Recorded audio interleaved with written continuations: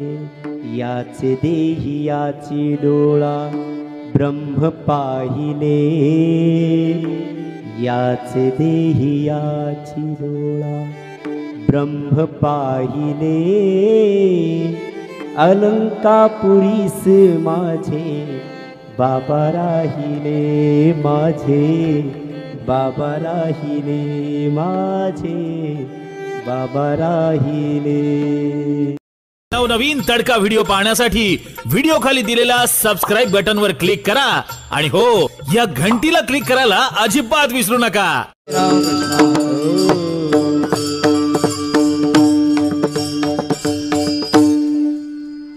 रूप पाहता लोचनी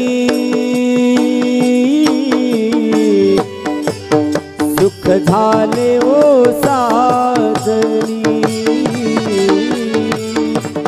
सुख झाले ओ साजनी, सुख झाले ओ साजनी। रूप पाहता लोचनी सुख झाले ओ साजनी, सुख झाले ओ साजनी, साजनी सुख झाले ओ साजनी। तुहा विठ्ठल बरवा, तुहा माधव बरवा, तुहा माधव बरवा, तुहा विठ्ठल बरवा, तुहा माधव बरवा, तुहा माधव बरवा, तुहा विठ्ठल बरवा, तुहा माधव बरवा, तुहा माधव बरवा, तुहा माधव बरवा। तुहा विठ्ठल बरवा, बरवा, तुहा माधव बरवा, बरवा, तुहा माधव बरवा, तुहा माधव बरवा। बहुत सुकृताची जोडी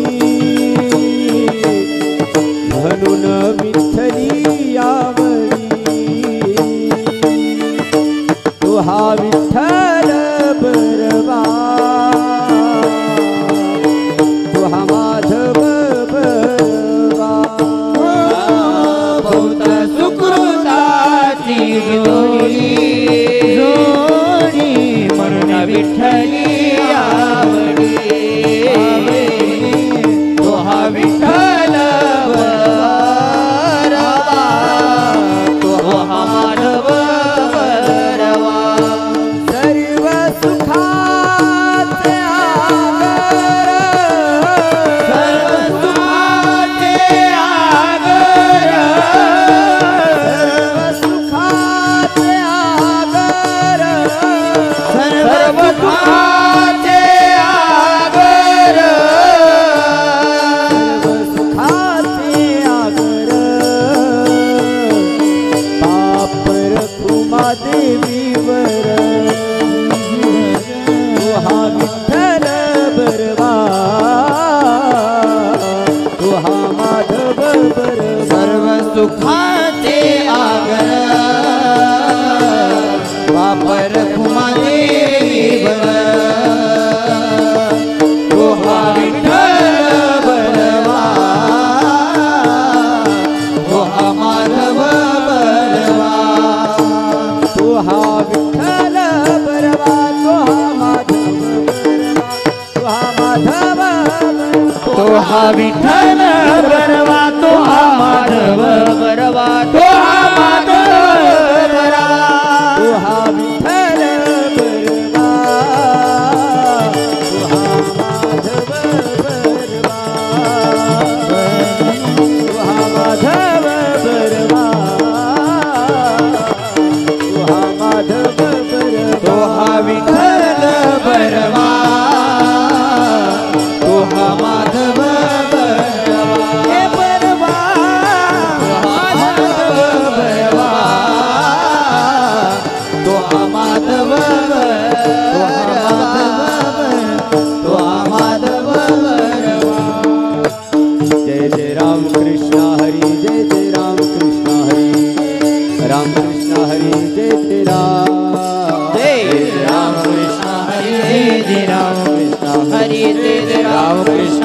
जय जय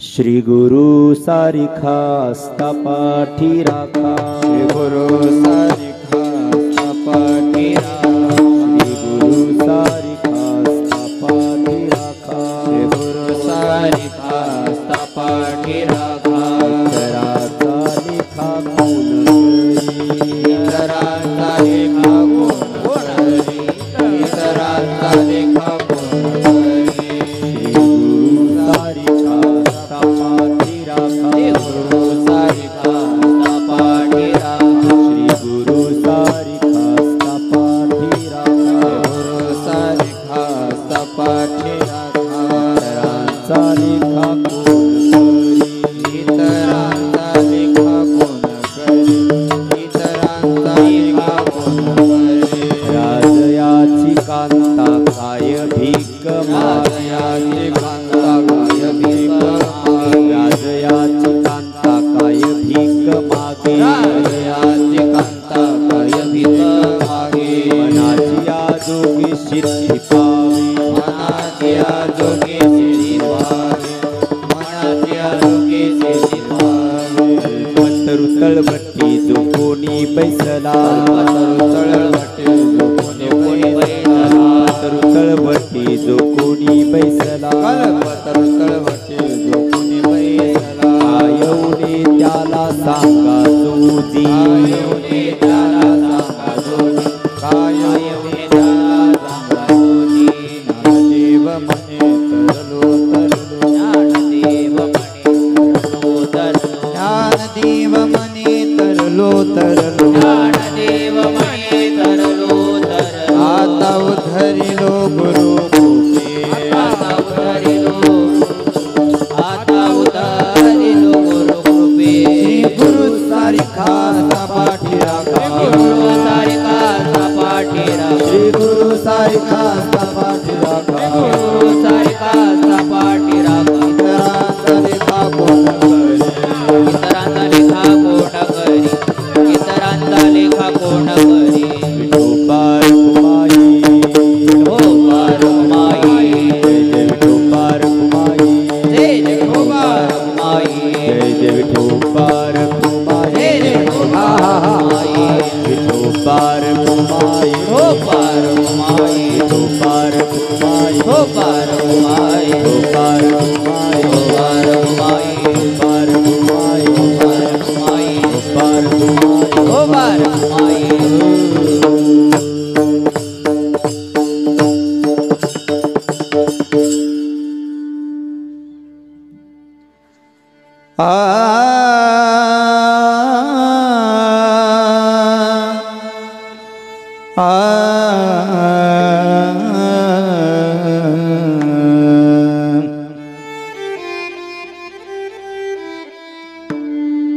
श्री गुरु सारिखा हस्ता पाठी राखा श्री गुरु सारिखा हस्ता पाठी राखा श्री गुरु सारिखा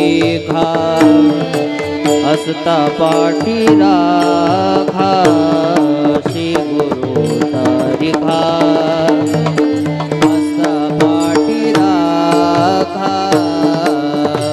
इतरांचा निखा कोण करे इतरांचा निखा कोण करे श्री गुरु सारिखा हस्ता पाठी राखा श्री गुरु सारिखा हस्ता पाठी राखा इतरांचा लेखा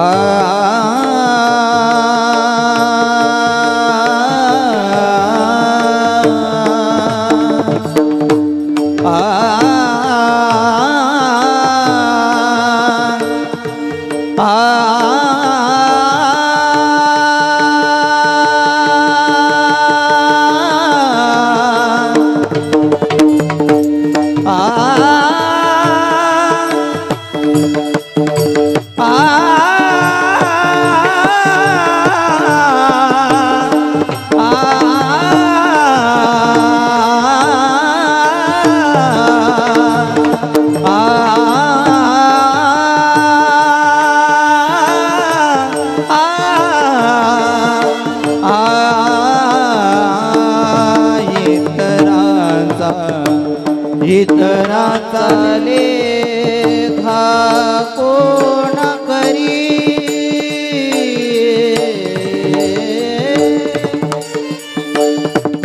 इतरा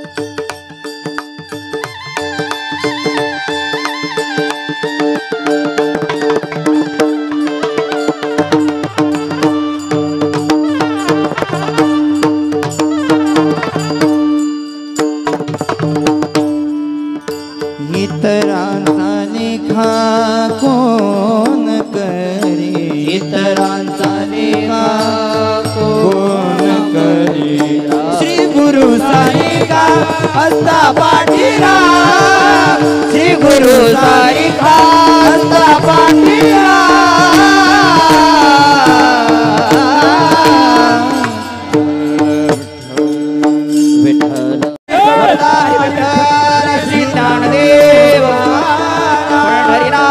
भगवान की जय माऊली ज्ञानेश्वर महाराज की जय जगद्गुरुकाळ महाराज की जय सद्गुरु विठ्ठल बाबा बाबा की जय महादेव से बोलो जय माता दी सारे बोलो जय माता दी विठ्ठल विठ्ठल विठ्ठल विठ्ठल विठ्ठल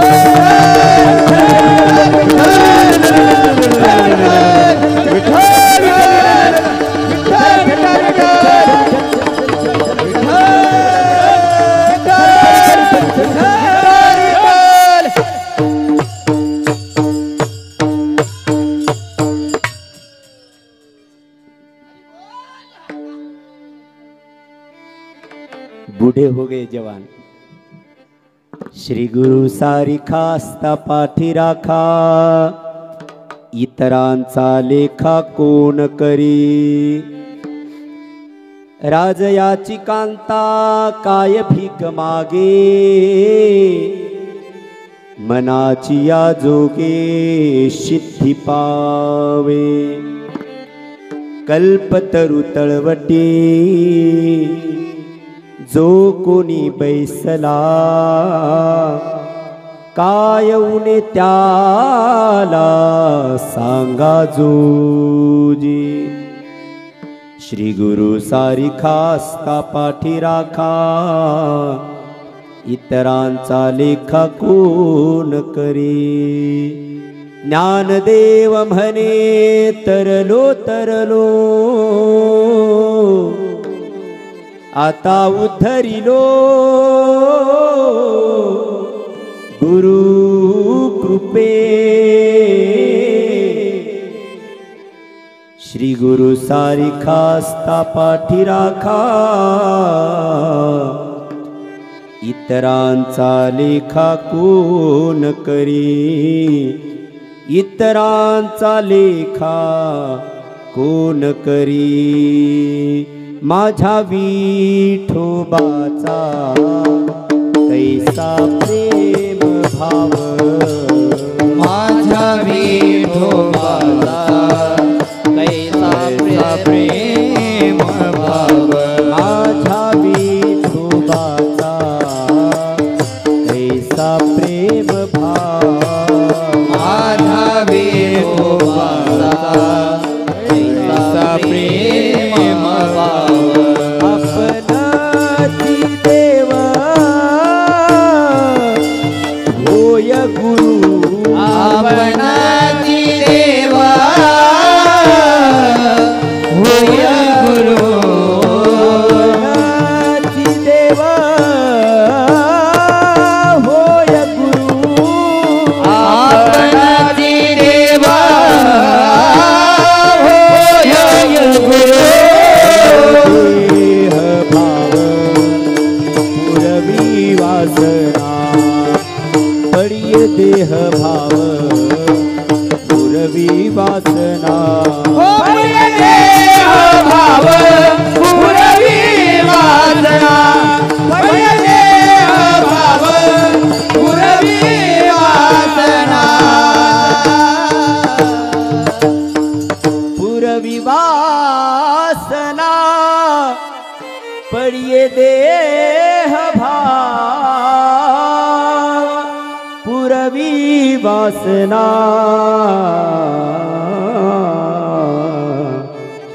पडिये देह भाव पुरवी वासना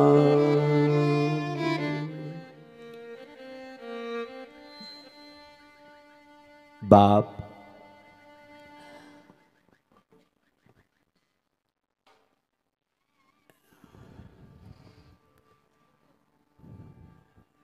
पूजनीय आदरणीय बाबांच्या सेवेकरता गायलेला अभंग मुक्त कैवल्य तेजोनिधी ज्ञानियांचे राजे योग्यांची माऊली साधकांचे मायबाप अनन्य गुरु भक्त असणारे भगवान श्री ज्ञानोबाराय यांचा आपल्या गुरुची अलौकिकता सांगणारा आपल्या गुरुचं विशेषता सांगणारा आपल्या गुरुची प्रभुता आपल्या गुरुचं श्रेष्ठत्व आपल्या गुरुचं विशेषत्व आपल्या गुरुची विलक्षणता, आपल्या गुरुची विचक्षणता सांगणारा हा अभंग आहे. आणि वारकरी संप्रदायातल्या प्रत्येकाला हा अभंग कंठस्थ आहे. हा अभंग कंठस्थ होणं सोपं आहे. हा अभंग हृदयस्थ होणं झाला पाहिजे. ज्या साधकाच्या जीवनात हा अभंग हृदयस्थ होतो तो साधक मालामाल होतो. तो साधक परिपूर्ण सुखाला प्राप्त होतो. त्या साधकाच्या जीवनामध्ये दुःख नावाचा लवलेश सुद्धा शिल्लक राहत नाही. दुःख ते कैचे नये स्वप्नासी, रिद्धी सिद्धी झाल्या कामारिये दासी. त्या साधकाच्या समोर रिद्धी सिद्धी लाईन लावून उभे राहतात. त्या साधकाने इच्छा व्यक्त करावी. अरे इच्छा व्यक्त होण्या अगोदर त्या साधकाच्या इच्छा परिपूर्णतेचा संकल्प गुरुदेवाने अगोदर करून ठेवलेला असतो. पण हे गुरुपौर्णिमेच्या दिवशी ऐकायला बरं वाटतं. मला माहित आहे प्रवाहामध्ये माणसाला रममान होण्यासाठी अत्यंत त्याचं मन साह्यभूत होत असतं. आज गुरुपौर्णिमा आहे हे शब्द माणसाला असं वाटतं हा खरंच आहे, खरंच आहे, हे खरंच आहे, हे खरंच आहे असं नाही, हेच खरं आहे, हेच खरं आहे. त्या साधकाची प्रत्येक इच्छा त्याची ती इष्टरूपी गुरुदेवता ती पूर्ण करते. त्याच्या जीवनामध्ये सुखाचा अमृत वर्षाव त्या साधकावरती ती गुरुमाऊली तो कल्पवृक्ष त्याच्यावरती करत राहतो. अट आहे हे एवढं होतं पण आमच्या जीवनात का होत नाही असा मोठा प्रश्न सर्वांच्या समोर उभा राहतो. आणि गुरुपौर्णिमेच्या एका दिवसासाठी मग हे ऐकायला बरं वाटतं.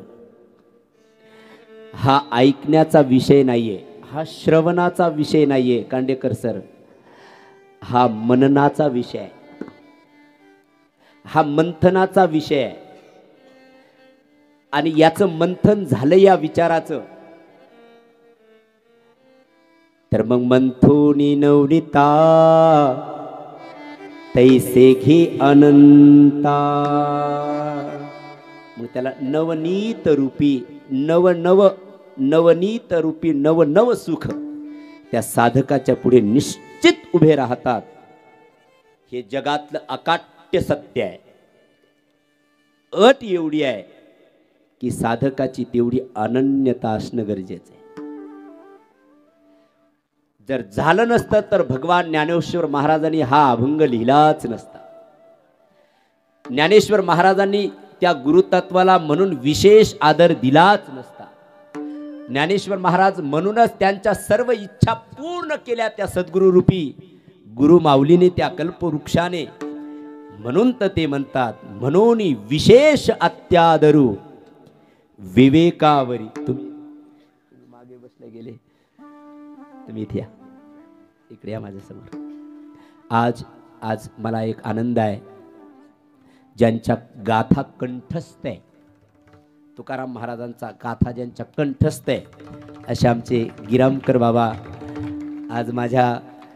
आज माझ्या गुरुदेवांच्या गुरुपूजनाला आलात. मी काय देऊ त्या शिवभावयोत्तर आहे.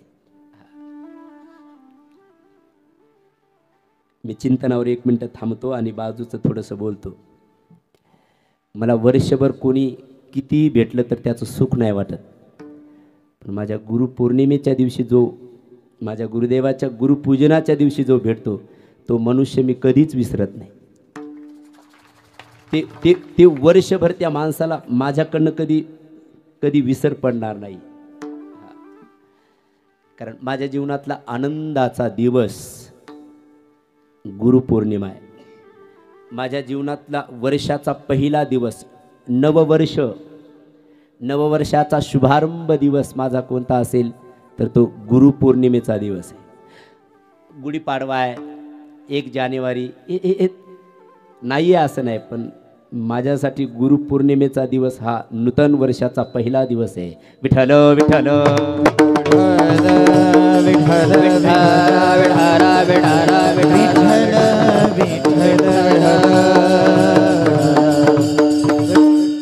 एरवी मनुष्य थकतो, पण आजच्या दिवशी मला थकवा येत नाहीये.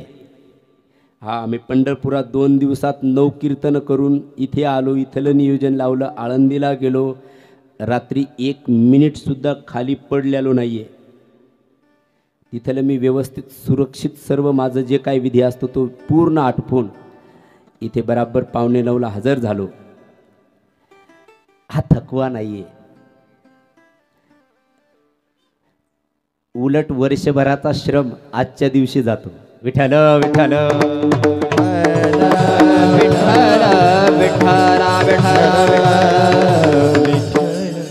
ते सुख जे आहे, सुख वसे हेची ठाई बहुपाई संताच्या, ते सुख संताजवळ आहे. ते आम्हाला सर्वस्व ज्ञानोबारायासारखं जगातल्या अनेक साधकासारखं आमच्या जीवनात का घडत नाहीये, हा एक प्रश्न आपल्या डोळ्यासमोर हे चरित्र ऐकतानी, हे कीर्तन ऐकतानी, हे चिंतन ऐकतानी समोर उभं राहणार आहे. मी अजून सांगायला प्रवेशच केलेला नाही आहे, परंतु पहिलं तुमच्या मनात काय येणार आहे त्याचं अगोदर ट्रान्सलेशन करतो. मग हे एवढं श्रीनिवास महाराज पुढे जे सांगणार आहे, पुढे प्रश्न पडल्यापेक्षा अगोदर त्याचं निराकरण करतो. मग हे आमच्या जीवनात का घडत नाही त्याचं कारण आहे आपली अनन्यता कुठेतरी कमी पडते, एवढंच त्याचं उत्तर आहे. विठ्ठल विठ्ठल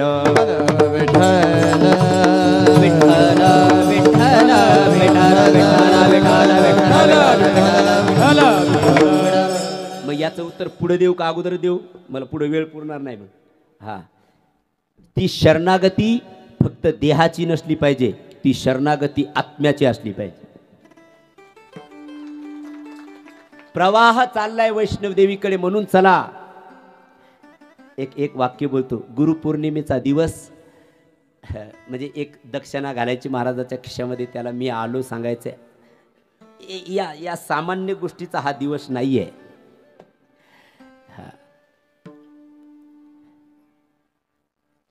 शरीर नाही झुकलं पाहिजे डवरे साहेब, आत्मा झुकला पाहिजे. आणि आत्मा झुकतो ना तिथेच परमात्मा आहे.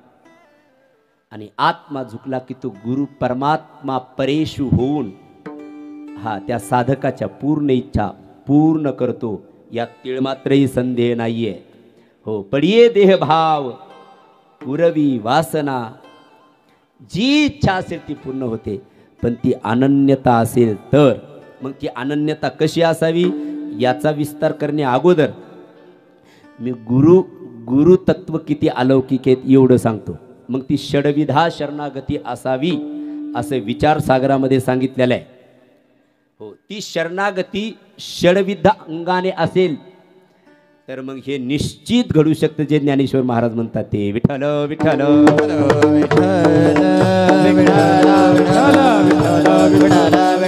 मग ती षडविधा शरणागती विचारसागरात सांगितली. अनुकुलस्य संकल्प प्रातिकुलस्य वर्जनम रक्षिषती विश्वासः गोक्तृत्व वर्णम तथा आत्मनिरपेक्ष कार्पण्यो षडविधा शरणागती. वेळ भेटला तर पुढे याचाही विस्तार करेल.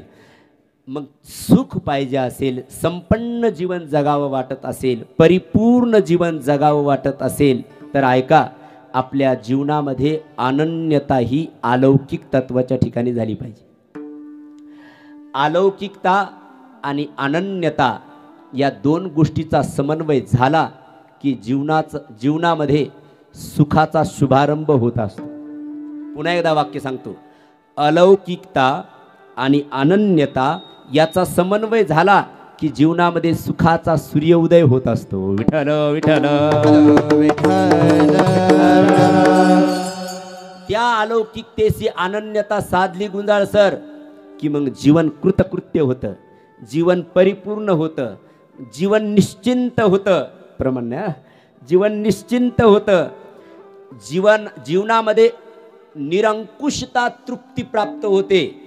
मग देश काल वस्तू परिच्छेद रहित ते सुख त्या साधकाच्या चरणाजवळ लोटांगण घालतं. अट आहे अलौकिक तत्वाशी आपलं जीवन परिपूर्ण अनन्य झालं पाहिजे. सुखाचा सूर्योदय होईल. मी अजून 2 सूत्र देऊ का? ऐका. अलौकिकता आणि अनन्यता या दोन्हीचा समन्वय झाला तर जीवनामध्ये सुखाचा सूर्योदय होईल, सुख उदयाला येईल. दुसरं सूत्र ऐका. अलौकिकता आणि विन्मुखता या 2 गोष्टीचा समन्वय झाला तर जीवनामध्ये दुःखाला सुरुवात होईल. अजून तिसरं सूत्र देतो. लौकिकता आणि अनन्यता. आता हे नाही पटायचं तुम्हाला, मला माहिती आहे. लौकिकता आणि अनन्यता या दोन्हीचा समन्वय झाला तरी जीवनात दुःखच आहे. किती सूत्र दिलेत? 3 सूत्र. लक्षपूर्वक का सर्व जाणते श्रोते आहेत म्हणून थोडंसं चिंतनीय भाव ठेवतो तुमच्यासमोर. अलौकिकता आणि अनन्यता या दोन्हीचा समन्वय झाला तर जीवनात सुखाचा शुभारंभ आहे, सूर्योदय आहे सुखाचा. नंबर 2, अलौकिकता आणि विन्मुखता जीवनामध्ये जर घडल्या गेली तर जीवनामध्ये दुःखाला सुरुवात आहे. आणि तिसरं सूत्र, लौकिकता आणि अनन्यता या दोन्हीचा समन्वय झाला तरीही जीवनामध्ये दुःखाला सुरुवात आहे. मग सुख कधी उदयाला येईल? अलौकिकता आणि अनन्यतेचा संबंध झाला रे झाला की जीवनामध्ये सुखाची पहाट उदयाला होणार आहे. विठ्ठल विठ्ठल ज्याला सुखाची अपेक्षा आहे, ज्याला परिपूर्ण जीवन जगायचंय, शास्त्रकाराचा आग्रह त्यांनी अलौकिक तत्वाशी आपलं जीवन अनन्य केलं पाहिजे. महाराज, मग अलौकिक तत्वाशी जीवन अनन्य केल्यानंतर सुखाचा सूर्योदय होतो. तर आमचा प्रश्न भोने सर हा आहे की मग अलौकिक म्हणजे नेमकं काय? अलौकिक म्हणजे नेमकं काय? अलौकिक कशाला म्हणतात? एक 4-5 मुद्द्यांनी पटवून देतो. अलौकिक कशाला म्हणतात? ज्याच्याशी अनन्यता साधल्यानंतर जीवन परिपूर्ण होणार आहे. कशाला म्हणतात अलौकिकता? जे लौकिक जगताला कळत नाही त्याला अलौकिक म्हणतात. 1, लौकिक जगताचे नियम जिथे लागत नाही त्याला अलौकिक म्हणतात. 2, पंचमहाभूतामध्ये जे अडकत नाहीये त्याला अलौकिक म्हणतात. 3, आणि काळाची ही सत्ता ज्याच्यावरती चालत नाही त्याचं नाव आहे अलौकिक. 4, विठ्ठल विठ्ठल. माझी जशी स्मृती बाबा चालवतील तसं मी सांगण्याचा प्रयत्न करेन. फक्त लक्षपूर्वक ऐका.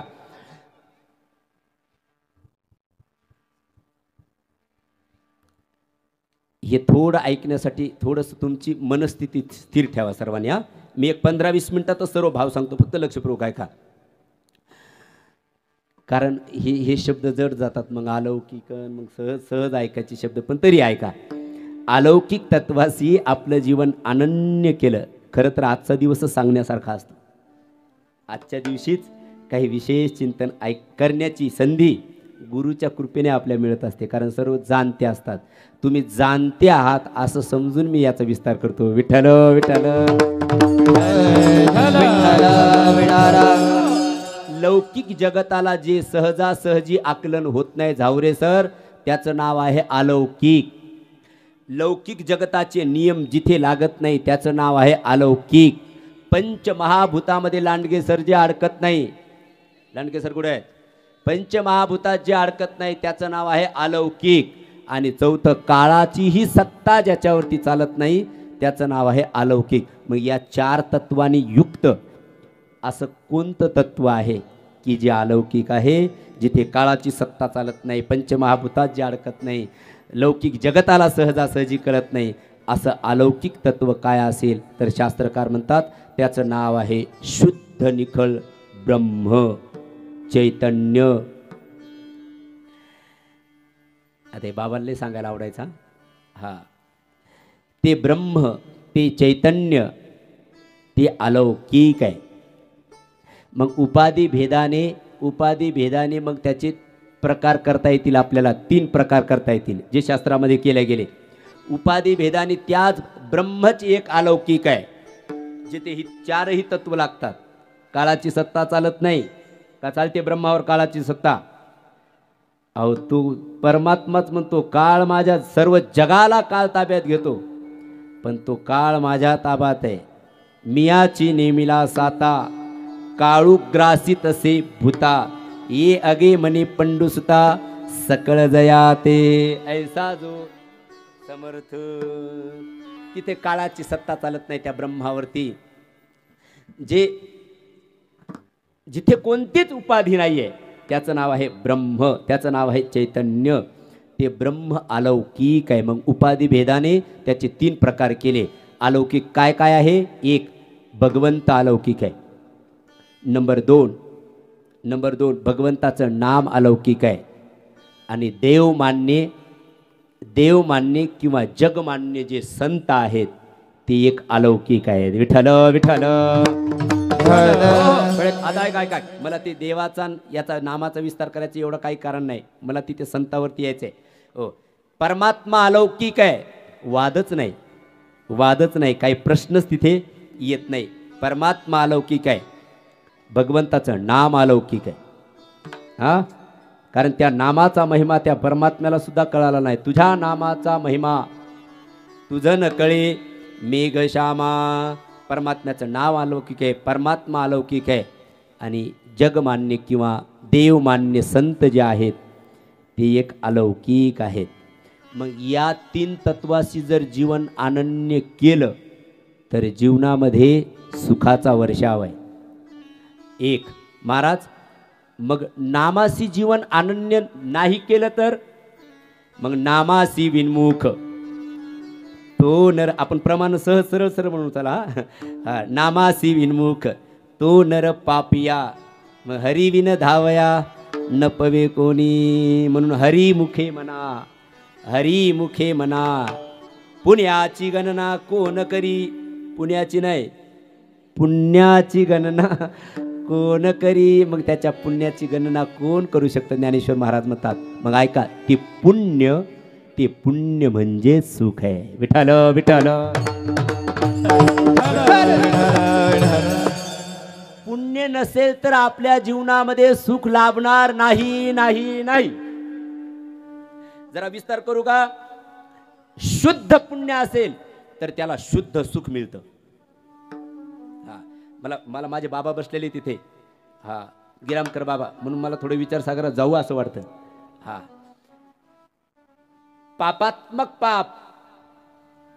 पापात्मक पुण्य किंवा पुण्यात्मक पाप आणि पुण्यात्मक पुण्य असे 3 प्रकार केले. मग घडतं काय याच्यात? ऐका. हो, पुण्यात्मक पुण्य, पुण्यात्मक पाप किंवा पापात्मक पुण्य आणि तिसरं पापात्मक पाप असे 3 घटक सांगितले विचारसागरामध्ये. मग होतं काय त्याच्याद्वारा? जर पापात्मक पाप असेल, पुण्यात्मक पुण्य असेल आणि पुण्यात्मक पाप असेल तर घडतं काय वाघसाहेब? पुण्यात्मक पाप असेल तर आता मृत्यू लोकातच बोलायचं, स्वर्गात जायचंच नाही आपल्याला. कारण स्वर्गीच्या अमर इच्छिता ती देवा. हो, मृत्यूलोकी व्हावा कशासाठी? नारायण नामे. मी नामाचा विस्तार करायलो ना. नाम अलौकिक आहे त्याच्यासाठी सांगायलो. हो, नाम अलौकिक आहे तर मग तेच नामाच्या चिंतनेने इथे उद्धार व्हावा यासाठी इच्छा करतात. आता स्वर्गात जायचं नाही आपल्याला, मृत्यूलोकच स्वर्ग आहे. आणि खरं सांगा, याच्यापेक्षा स्वर्ग अजून काय पाहिजे? स्वर्गात आहे तरी काय? ते आमचे राऊत बाबा म्हणतात स्वर्गात काय आहे? पखवाजावरचा एक ताल आहे म्हटले. आता यांना नाही काढायचं. पखवाजावरचा एक ताल म्हणजे नाधिन धिन्ना नाधिन ताधिन धिन्ना नाधिन धिन्ना. हे नाही कळालं तर जामखेडकर जायचं तिकडे, मग तिकडे कळत ते विठ्ठल विठ्ठल.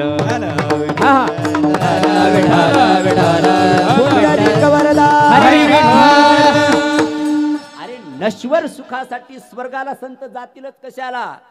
म्हणून ते वैकुंठ नको म्हटले, काय नको. इथे वासुदेव पंढरी किंवा घेईन मी जन्म हे सर्व प्रमाणितासाठी आलेले आहेत. नामाशी विन्मुख, नामाच्यासाठी सांगतो. शुद्ध पुण्य असेल तर काय होतं? पुण्याची गणना कोण करी. नामाशी अनन्यता यासाठी विस्तार चालाय. आणि प्रत्येक गुरु हा नाम दीक्षा देत असतो. ती नाम दीक्षा आपल्या ध्यानात राहिली तर ना हे सर्व घडल पुढचं. एकाला म्हटलं तुम्हाला गुरु बाबांनी कोणता मंत्र दिला? ते नाही, माहीतच नाही म्हणे. मी म्हटलो नाही काही, त्यांच्याच घरी असल्यामुळे मला असं वाटलं कुठे विहीर असली तर जावी आणि त्याच्यात असे आपण आंघोळ करून यावी असं वाटलं, बाकी काही नाही मला वाटलं.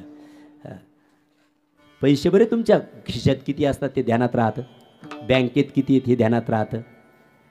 हां, बँकेत किती एफ डी आहेत, किती पैसे ठेवलेत, हा खिशात किती आहेत न सांगता सांगतं ते, कारण त्याला खिशातले न सांगता तुम्हा कळू येते अंतर लगेच कळतं त्याला. एक वाक्य बोलू, तुम्ही याच्यावर चिंतन करा. तुम्ही बुद्धिवान लोक आहेत, मी तुमच्या मुलासारखा आहे. हां, तुमच्या पैशावरती हो कंचन कांता काय तुम्ही शब्द दिले 3 त्या दिवशी, हां रम रमा, हा नवीनच मी पहिल्यांदा ऐकलं ते वाक्य. रम रमा रमी या 3 गोष्टीवर जेवढं प्रेम आहे तेवढं जर देवावर केलं ना तर तुमचं शुद्ध पुण्य तयार. पण केलं तर ना झालं तर ना, नुसतं गुरुपौर्णिमाला यायचं आणि श्रीनिवास महाराजाच्या खिशात 100 रुपये टाकायचे आणि त्याला दरिद्रीवाणी द्यायचे निघून जायचं, त्याच्यासाठी गुरुपौर्णिमा नाही आहे. विठ्ठल विठ्ठल विठ्ठल विठ्ठल, पैशासाठी गुरुपौर्णिमा नाही आहे, आपल्या शुद्धीसाठी गुरुपौर्णिमा आहे. पैसे तर आम्ही दररोज पाकिटं कमवतो, आम्ही तुमच्यापेक्षा मी जास्त पैसे कमवतो.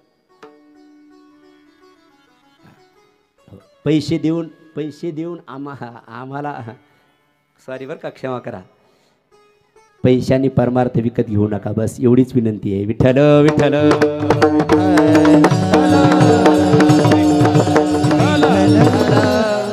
आमच्या आपल्या बाबाच्या भाषेत सांग का, आपले बाबा म्हणायचे आग लागली पाहिजे आतून त्याच्यासाठी. हा मग ते होतं कधीतरी. आणि ज्यांनी जीवनाच्या बाकीच्या सुखाला आग लावली ना त्यांना जग आजही प्रेम करतं. अरे उदाहरण आहे आपल्यासमोर, अरे उदाहरण आहे.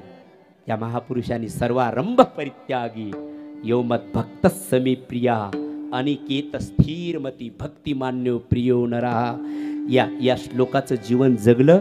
परिणाम आज महाराष्ट्रभर त्यांची कीर्ती आहे की नाही. ही कीर्ती तुम्ही आम्ही करतो असंही नाही, त्यांची कीर्ती परमात्मा करतो. कीर्तिमुख त्यांचे नारायण, कीर्तिमुख त्यांचे नारायण, कीर्तिमुख त्यांचे नारायण, कीर्तिमुख त्यांचे. हे वाऱ्या हाती माप चाले सर्जनाचे, कीर्तिमुख त्यांचे नारायण, कीर्तिमुख त्यांचे नारायण. वाऱ्या हाती माप चाले सजनाचे, कीर्तिमुख त्याचे नारायण, नारायण, कीर्तिमुख त्याचे नारायण, नारायण, नारायण. त्यांची कीर्ती वाऱ्यासारखी परमात्मा पसरवतो महाराज.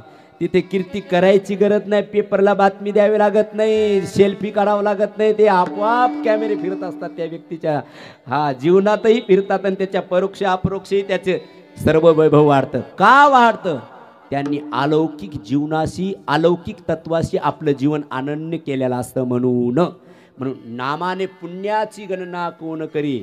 मग पापात्मक पुण्यात्मक पाप असेल तर मामा मग कभी खुशी कभी गम, कळते ना. मग अर्ध दुःख अर्ध सुख, मग सुखाच्या नंतर दुःख, दुःखाच्या नंतर सुख. हे कभी खुशी कभी गम आहे ना, हे अर्ध पाप पण अर्ध. याला शास्त्रले जरा बरं वाटा म्हणून शब्द चांगला वापरला जातो. कोणतं? हा निषेध कर्म आपल्याकडनं घेतलेलं असतं ना. प्रारब्ध अजून एक चांगला निवडलेला शब्द लोकांनी, प्रारब्ध. लोक म्हणतात प्रारब्ध ते थोडंसं बिघडले ना म्हणून असं घडतं. प्रारब्ध म्हणजेच पाप आहे, दुसरं काही नाही. प्रारब्धालाच पाप म्हणतात. पण जरा बाकीच्यांना कळू नये म्हणून आपण शब्द चांगला शृंगारीत वापरला, शब्दकोश काढला आणि त्याच्यातून त्यालाच पाप म्हणतात. म्हणून पापात्मक पुण्य पुण्यात्मक पाप असेल तर अर्ध सुख अर्ध दुःख. चला पुढे. पुण्यात्मक पुण्य असेल तर शुद्ध पुण्यात्मक पुण्य असेल मस्के सर, तर ते अथ ते इतीपर्यंत त्याच्या जीवनामध्ये सुखच सुख असतं. आणि शेवट बोलावं लागेल, नुसतं पापात्मक पाप असेल तर अथ ते इतीपर्यंत त्याला दुःख सहन करावे लागतात. हे शास्त्रकारांनी आपले प्रश्नाचे उत्तरं याच्यात घालून दिलेले आहेत. म्हणून दुसऱ्याला दोष द्यायचं काही कारण नाहीये. मग याची निवृत्ती करायची असेल, दुःखाची आणि सुखाची प्राप्ती करून घ्यायची असेल तर अनन्यतेने अलौकिक तत्वाशी आपलं जीवन अनन्य करावं. नामासी विनमुख, मग तो नर पापिया आपण हरिमुखे म्हणा पुण्याची गणना कोण करी नाम संकीर्तन. बोला महाराज, साधन पै सोपे जळतील पापे. म्हणून नामासी जीवन अनन्य करावं. विठ्ठल विठ्ठल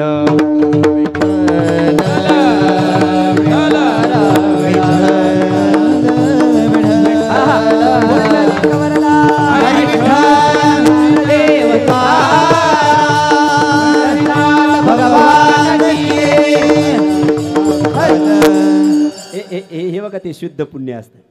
काही नाही त्याच्यामध्ये विकल्पना आहे, काय नाही. नाचायचा हा आनंद असतो महाराज. तोच देव आहे, दुसरं कोणता देव नाही नाचायला. ऐका ऐका ऐका ऐका, नामाशी जीवन अनन्य केलं तरी जीवनात सुखाचा वर्षाव होईल. पुढे भगवंताशी जीवन अनन्य करावं. आणि नाही केलं तर मग तेने विन जीवा. हा हा सुखनो हे तेने विना जीवा. सुखनो हे तेने विना जीवा. आपुला तो एक देव करून घ्यावा. तेने विना जीवा. सुखनो हे तेने विना जीवा. सुखनो हे तो एक देव करून घ्यावा. तेने विना जीवा. सुखनो हे तेने विना जीवा.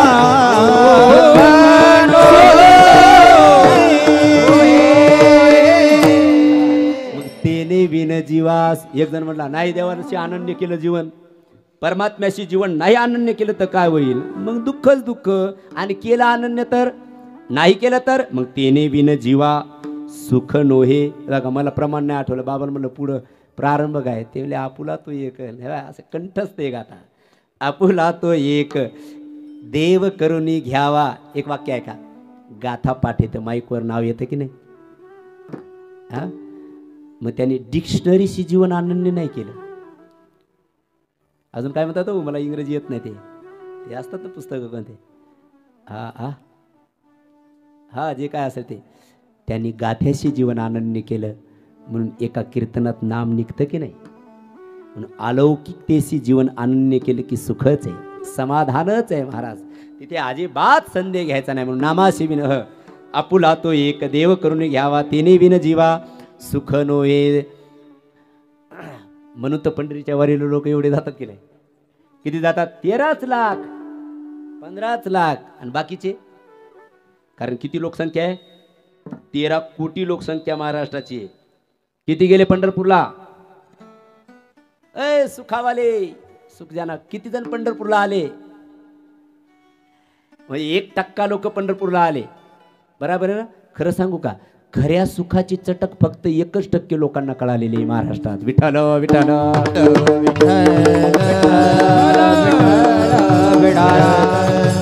कारण तिथंच अलौकिकतेचा बाप बसलेला आहे. इकडे तर पप्प्याची माय, मग तिकडे आहे ना इकडे. त्याच्यामुळे तर जीवन दुखणार आहे. दुसरं काय आहे, अलौकिक तत्वाशी. अरे तिच्याशी प्रेम करू नये असं माणसं सांगणं नाही. तिला घेऊन पंढरपूरला जावं. सखो चल बाई तू पण. आता अलौकिकता आणि अनन्यता, मला सांगायचा मुद्दा एवढाच होता. भगवंताचं नाम अलौकिक आहे, भगवंत अलौकिक आहे. आणि जगमान्य संत, देवमान्य संत जे आहेत ते एक अलौकिक आहेत. आणि त्या संताशी जीवन अनन्य करावं. त्या संताशी, त्या सद्गुरूशी, त्या अलौकिक असणाऱ्या सद्गुरूशी जीवन जर अनन्य केलं तर त्या साधकाच्या जीवनामध्ये सुखाचा वर्षाव प्रारंभ होत असतो.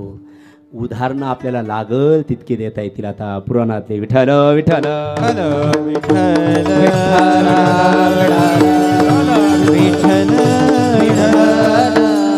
कारण दुःख ज्यांनी प्राप्त होतं ना, ऐका, दुःख ज्यांनी प्राप्त होतं ना ते जेवढेही इतर घटक आहेत त्या इतर घटकांचं आक्रमण, वाघसाहेब, त्या इतर घटकांचं आक्रमण त्या अलौकिक तत्वाशी अनन्य असणाऱ्या साधकावरती चालत नाही.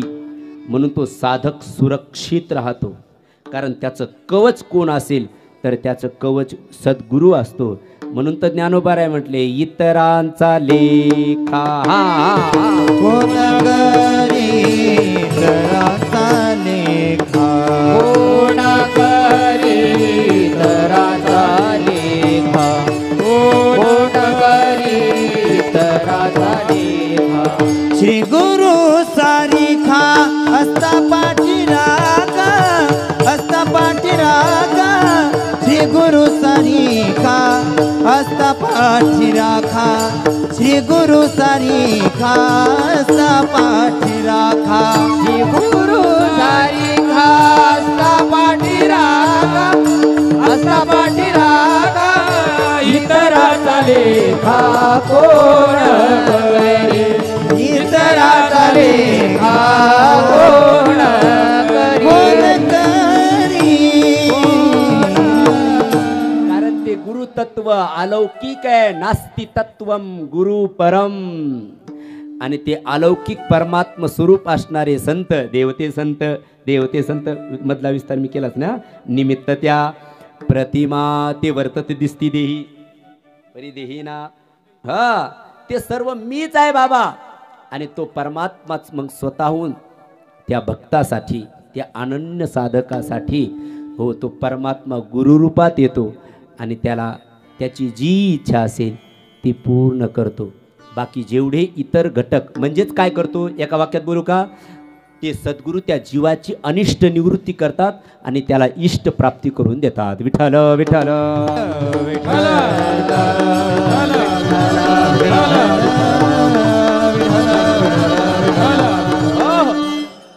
पण त्या इष्ट अनिष्ट निवृत्तीसाठी साधकाने आपल्या गुरुतत्वाला इष्ट मानलं पाहिजे. मग त्याची शरणागती षडविधा पद्धतीने झाली पाहिजे. हो मग तोच माझा रक्षक आहे. हा त्याच्यावरच भार मी घालणार. हा पहिलं तर ते सूत्र दिलं की माझे गुरु माझी रक्षा निश्चित करतील. हा दृढ विश्वास असला पाहिजे. ऐसा ज्याचा दृढ विश्वास आणि तो दृढ विश्वास असेल तर रक्षिष्यति ती विश्वास हा अनुकूलस्य संकल्प हा एक. मग त्या साधकाने करायचं काय, गुरुला अनुकूल असेल असे संकल्प करायचे. ही मग आता शिष्याची इथे त्याचा पराक्रम त्याने दाखवायचा. करायचं काय, असं सुख प्राप्त करून घेण्यासाठी परिपूर्णता प्राप्त करून घेण्यासाठी अनुकूलस्य संकल्प हा आपल्या गुरुला जे अनुकूल आहे ते संकल्प त्यांनी करायचे.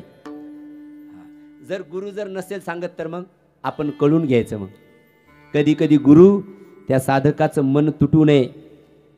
हो आहे तेवढा जवळ परमार्थाच्या स्वतःच्या नाही परमार्थाच्या आहे तेवढा जवळ याच्यापासून दूर जाऊ नये म्हणून तो कधी कधी गुरु त्याच्या मनासारखं करत चालतो. हा मी किती उदाहरणं दिली. हा माझ्या बाबांनी कित्येक असे आहेत की त्याच्या मनासारखं घेतलं. चल भाऊ तुझ्या मनासारखं. पण काही नर्मदेचे गोटे कितीही पाणी होता अजून काही शेवाळच येणं त्यांच्यावरती. हा कधी आम्हाला पण काही म्हणता येत नाही. आता आम्हाला काही म्हणता येत नाही. असं वाटतं आपण म्हणावं ते म्हणतील हे आम्हाला रागाने बोलले. कारण सर्व सन्मानाचीच भूक घेऊन आलेले असतात. हा मन भरून येतं पण आता म्हणता येत नाही. हा लोकाला एक बोलू मी तुम्ही माझ्यासाठी झाले तरी मी बोलून चाललो आता. हा देवाच्या सन्मानाची भूक असावी. माझ्या सन्मानाची काय भूक, माझ्या सन्मानाची काय भूक. मी आहेच कोण, तुमच्यातलाच मी एकला, मी तुमच्यातच राहिलेला आहे. हा हे सुद्धा इतर घटकात येतं. आता ते इतर घटक मी विस्तार केला नाही. हा सन्मान पण आपल्या गुरुपासून आपल्याला दूर करतो, आपल्या सुखापासून आपल्याला दूर करतो. नाही आता मला गुरुने सन्मान नाही दिला, नाही थांबायचं त्याच्याजवळ. म्हणजे तू सन्मानासाठीच गुरुजवळ गेला. हा सुखासाठी कुठे गेला तू. कभी कभी आदर, मेरे पूज्य मुरारी बापू कहते कभी कभी आदर मजबूरी से दिया जाता है, कभी कभी सम्मान मजबूरी से भी किया जाता है.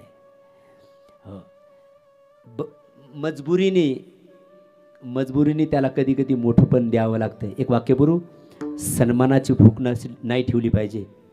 सन्मानाची भूक नाही ठेवली पाहिजे. गुरुगादीपासून संस्काराची भूक ठेवली पाहिजे. असं म्हटलं पाहिजे गुरु महाराज काय ओ श्रीनिवास बुवा काय आम्हाला 15 वाद्य शिकवणार आहोत. तुम्ही नाही तर आपण कुठूनही व्यवस्था करता येईल. ही ही ही ही संस्काराची भूक ज्या साधकाच्या जीवनात जागी होईल तिथून त्याला सुखाचा वर्षाव सुरुवात होईल महाराज. म्हणून अनुकूलस्य संकल्प हा माझ्या गुरुला जे आवडत नाही ते मी करणार नाही असा संकल्प असला पाहिजे. मग आता काय आवडत नाही ते तुम्हाला तुमचं मन सांगतं तुम्हाला काय आवडत नाही, काय करू नये, काय खाऊ नये, हे सर्व आपल्याजवळ कळतं. आपल्याला आपल्याला शेणातला आणि अन्नातला फरक कळतो का नाही? बता माय कळतो का नाही? हे माझ्या बाबाचंच वाक्य. अरे नाही म्हणायचं.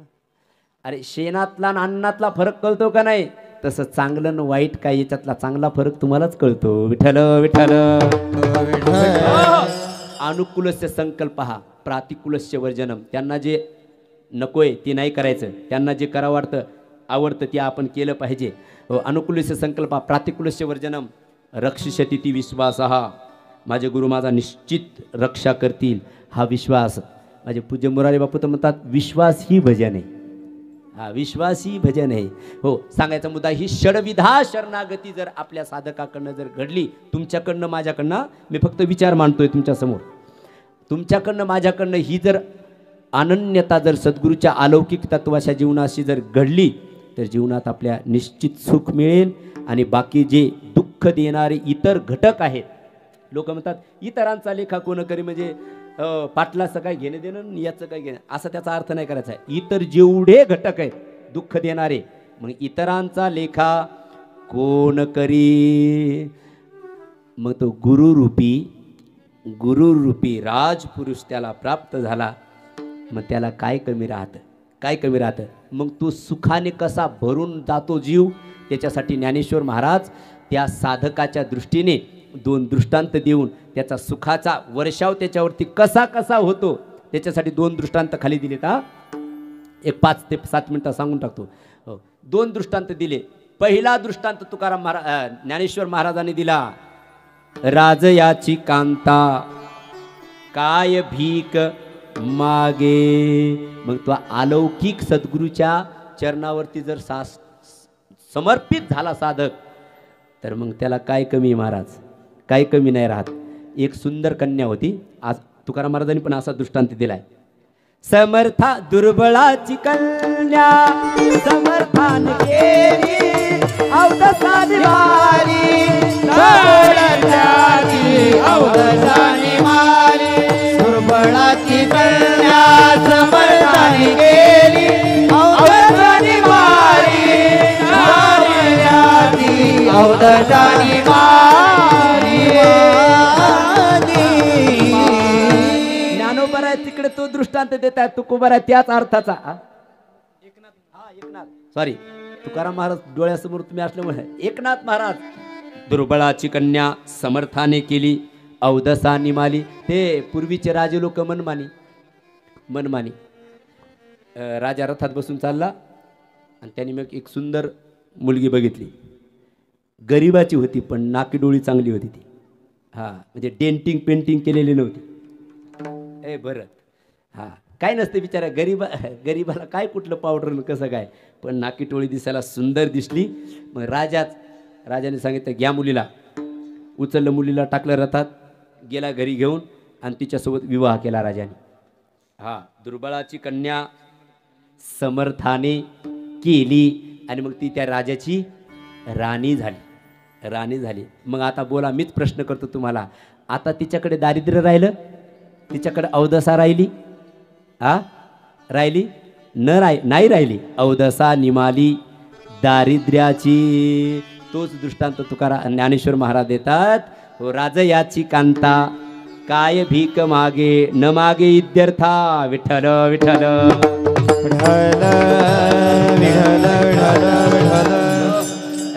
राजाची बायकोकडे भीक वाढ ग माय असं म्हणाल होय? मग म्हणणार नाही, कारण ती राजयाची कांता.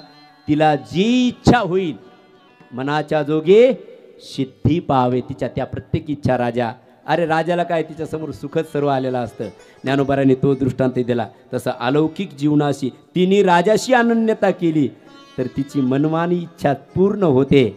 तसंच अलौकिक तत्वाशी जर शिष्याने आपल्या गुरुशी अनन्यता साधली तर त्याची सुद्धा इच्छा परिपूर्ण होऊ शकते. दृष्टांत नंबर 1 ज्ञानेश्वर महाराजांनी दिला.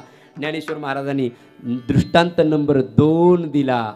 दुसरा दृष्टांत देत आहेत ज्ञानेश्वर महाराज. कल्पतरू तळवटी जो कोणी बैसला, कल्पतरू तळवटी जो कोणी बैसला, कल्पतरू तळवटी जो कोणी बैसला, कल्पतरू तळवटी जो कोणी बैसला, हाय मुने त्याला सांगा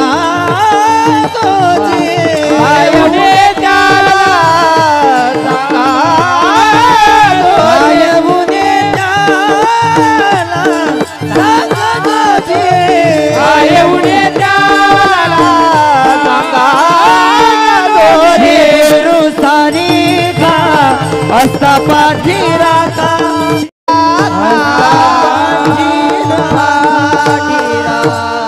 ज्ञानदेव म्हणे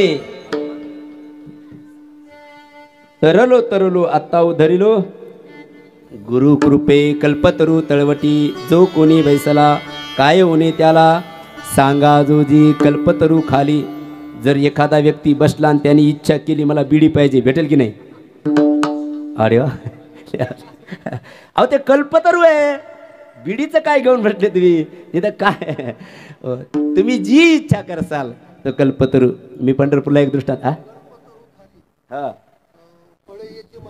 हा कल्पतरू खाली फळे येती मागितली. एक जण गेला एका झाडाखाली, थकला होता, एका झाडाखाली जाऊन बसला. उन्हाळ्याचे दिवस, म्हटला अरे लय दमलो, ताण लागली, पाणी पाहिजे होतं म्हणे प्यायला. इथे बिस्लरी कंपनीची बॉटल हजर झाली. त्याने झाकण उघडलं आणि पाणी पिलं. एक घोट पिल्यावर मला नाही, ही जरा थंड नाही राव, थंड पाहिजे होती. तिला झाकण लावतो तर दुसरी थंड हजर. त्याने त्याचं झाकण उघडलं, पाणी पिलं. म्हणलं वा मस्त पाणी आहे, इथं आता जेवायला पाहिजे होतं म्हणे काहीतरी. आज जसा पंचपक्वान्नाचा बेत आहे तसा श्री बालाजीचा बेत त्याच्यासमोर तयार झाला महाराज. लगेच त्याने ते खाल्ला. खाल्ल्यानंतर मग म्हटलं आता विडा पाहिजे होता, पान खैकी पान बनारसवाला पाहिजे होता. मग ते काय 5-10 हजाराचं पान त्याच्यासमोर हजर महाराज. त्यांनी पान खाल्लं, विडा खाल्ला, त्याचे ओठ लाल झाले. त्याच्यावरती त्याच्या बायकोचं प्रेम होतं असं लोक म्हणतात ना काहीतरी. आम्ही कुठेतरी गेलो आणि गाडीत मी फिरवतो नाही, म्हातारी माणसं काही काही विदर्भात गेलतो आम्ही, आणि कुठे वाघसाहेब होते, आपण कुठेतरी पान खाल्ल्याने बापूराव वाघसाहेब निमसे सर. आता मी गपचीप ऐकतो यांच्या गप्पा, मग काय कधी कधी बराच फायदा होतो आपल्याला. यांच्या गोष्ट ऐकल्यावर पण आपल्याला कीर्तनात बरंच मटेरियल भेटतं. मग हे त्यांना वाटलं मी झोपलोच काय की, मग ते एकमेकाचे जीप पाहू लागले. ते म्हणाले बापराव, ते एक जण दुसरं ते आता काय ते तुम्हाला समजून घ्या, आता मला नका बोलायला सांगू भाऊ ते आता. मी गपचीप ऐकत होतो. मग म्हटलं बघा आता महाराजजवळ बसून सुद्धा अजून यांच्या मनात हेच आहे बघा, कल्पतरू तळवटी. आता ते जीभ त्यांचं चाललं होतं, का जीभ लाल होतं वगैरे वगैरे. चला ऐका. मग त्याने ते पान खाल्लं. पान खाल्ल्यानंतर मग तो म्हटला वा पान खाल्लं, आता इथं झोपायला गादी पाहिजे होती. गादी हजर. ते म्हटलं उशी पाहिजे होती, उशी हजर. मग त्याच्यावर मला आता झोपतो जाऊन. गेला, मग झोपावं ना गपचीप. आता त्या गादीवर जाऊन बसल्यानंतर म्हटलं अरे पाणी मागितलं पाणी मिळालं, भोजन मागितलं भोजन मिळालं, बर पान विळा मागितला तोही मिळाला, गादी मागितली गादी, उशी मागितली उशी. अरे इथं काही भूत तर नाही ना? भूत हजर, खात तर नाही ना? आणि टाकलं खाऊन. का असं घडलं तर तो कल्पवृक्षाच्या झाडाखाली बसला होता. कल्पतरू तळवटी जो कोणी बैसला, काय उणे त्याला सांगा जोजी. तसं गुरुमाऊली सुद्धा कल्पवृक्ष आहे.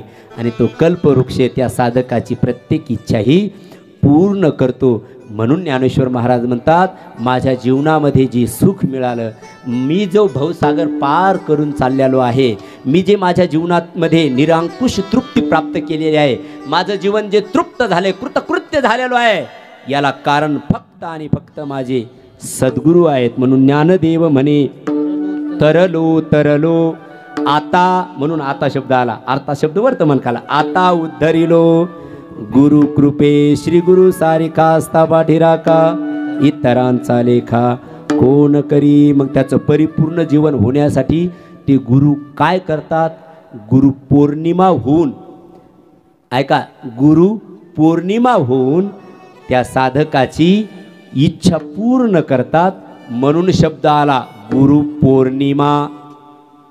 नाही, मी वाक्यरचना केली म्हणून नाही आला तो, त्याच्या पाठीमागे मोठा इतिहास आहे. मी सांगितलेला आहे 1-2 गुरुपौर्णिमेमध्ये तिकडं. हां, गुरुपौर्णिमाच का वगैरे वगैरे. पौर्णिमा शब्दाचा अर्थ, पौर्णिमा म्हणजे अंकामध्ये काय घ्यायचं? पौर्णिमा अंकामध्ये चतुर्थी. पौर्णिमा म्हणजे 15. आम्ही कीर्तनाला कोणी म्हटलं ना बाबा तुमची ते किती आहे, मग आम्ही म्हणत असतो पौर्णिमा. अंतर पाहून पौर्णिमा वगैरे हे आमच्या लोकांना कळत आहे. तुम्ही जर आमचे आकडे पौर्णिमा म्हणजे 15. ऐका, मला ते तिकडं नाही न्यायचं. मग तो गुरु साधकासाठी पौर्णिमा होतो, 16 कला पूर्ण होतो तो. हा, तुम्ही सांगितलं ना, चंद्राच्या 16 आणि सूर्याच्या 12 आणि मग असे 16 कला पूर्ण तो परिपूर्ण चंद्र. त्याच्याकडे मग मी विस्तार सांगितलं, ते सांगायला मला वेळ पण नाही आता. हो, तो पौर्णिमा म्हणजे 15 आहे ना. मग तो गुरु त्या शिष्याला पूर्ण करण्यासाठी करतो काय? 15 वस्तूचं दान देतो. आणि त्या 15 वस्तूच्या द्वारा तो शिष्य गुरुसारखा परिपूर्ण होतो महाराज. त्या 15 वस्तू कोणत्या? सरळ सरळ सांगून जातो आणि सेवा समाप्त करतो. तुम्ही मोजत चला, मात्र मोजत चला. 3 प्रकाराने देतो तो गुरु, 3 प्रकाराने देतो 15 गोष्टी. 1, 5 प्रकारची भिक्षा देतो तो. जर विस्तार करायचा झाला पहिलीपासूनच सुरू करू तर 5 प्रकारची शिक्षा देतो. मोजून घ्या, डायरीत लिहून ठेवा. पौर्णिमा 15 वस्तू देतो गुरु. काय काय देतो ऐका? 5 प्रकारची शिक्षा देतो मस्के सर. 5 प्रकारची दीक्षा देतो. 5 आणि 5 20. हां, असं का म्हणलं, भुका लागल्यावर आता गेले विसरून. 5 प्रकारची शिक्षा. लांडगे सर, रोहित लांडगे सर कोणीकडे बसले? 5 प्रकारची शिक्षा, 5 प्रकारची दीक्षा आणि 5 प्रकारची भिक्षा. 5 15 वस्तू तो आपल्या साधकाला परिपूर्ण रूपाने देतो. म्हणून साधक पौर्णिमेसारखा परिपूर्ण सुखी होतो. त्या 15 गोष्टी ऐका, सेवा थांबून घेऊ. हे सर्व मी रात्री इथून गेल्यानंतर तिथं मला आलं. मी गेलो, म्हटलं स्नान आता बाबाला लगेच घालू आणि आपण आवरायला सुरुवात करू. मी गादीवर डोकं ठेवलं आणि माझं डोकं फिरायला लागलं. खरंच आहे, गुरुच्या घरी गेल्यानंतरच अशा भिक्षा भेटत असतात. हां, इकडं किती गुरु पौर्णिमा केली आपण, पण माझं गुरु घर तर माझं आळंदीच आहे ना. हां, आळंदी आहे ना. ते एक आमच्या यांनी लिहिलं होतं पद, मात्र अलंकापुरीस माझे बाबा राहिले. अरे याच देही काहीतरी होतं असं, याच दे हा या